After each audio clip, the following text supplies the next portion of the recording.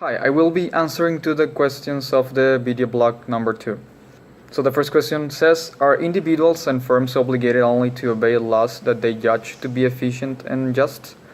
I think that laws must be obeyed regardless of your personal beliefs, because in most countries there are other legal ways in which people may exert their disagreement, such as striking or appealing against a law. So I don't think disobeying is justified. People may say that it is useless to try to use a legal path if the government is corrupt. However, disobeying leads to chaos, and this leads to more corruption. The question number 2 is, besides the costs outlined in the videos and readings, what other cost to society does corruption impose? I think that corruption could also have some negative effects on social interactions. Corrupt people tend to set aside those who are not. A friend of my family worked at the state congress, but she told us that she ended up leaving her job because everyone but her was corrupt, and they isolated her. Okay, on question number 3.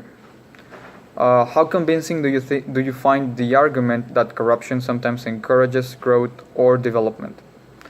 Actually, I found this argument quite interesting.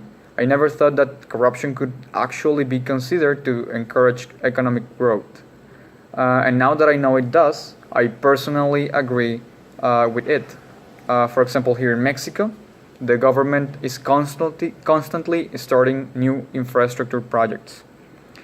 However, we as citizens commonly think that behind these projects there is always bribery, or the people that are in charge of accepting this kind of projects, they have some sort of kickback.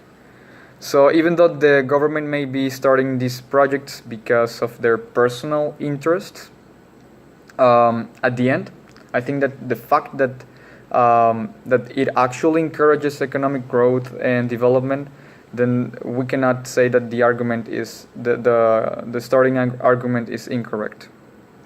That's why I agree with saying that corruption sometimes encourages growth and development. Okay, and question number 4, we have, what costs does corruption create in your country or community? Well, here in Mexico, corruption creates chaos and laziness, and or at least that's what I have seen so far. People tend to be more carefree because they know that there is always an easy way to get out of almost every problem, which is bravery. As an example, a lot of people will drive drunk or without paying attention to the traffic signs because they know they can get away with it by just giving some money to the police officer. Okay, and on the last question we have, what is the most interesting, surprising, complicated, or useful thing you learned this week? I think that, as I said before, the most interesting thing that I learned was that corruption could actually lead into something positive, could actually produce some economic growth. I never thought that something so bad could actually lead into something good. Like for example, what we talked about in class, that corruption could lead into more infrastructure projects because it motivates the government into creating these projects because they could get some money out of it by corruption means.